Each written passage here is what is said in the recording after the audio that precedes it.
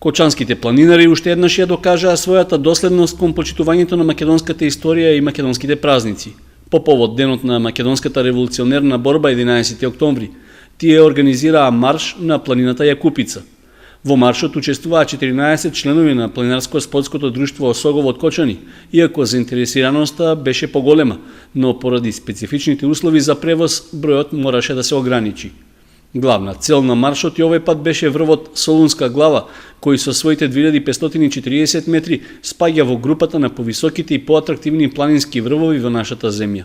Нашите планинари својот пат го започнаа од планинарскиот дом Чеплес на височина од 1450 метри, при што за искачување им преостанаа 1100 метри, исто колку што и за спуштање.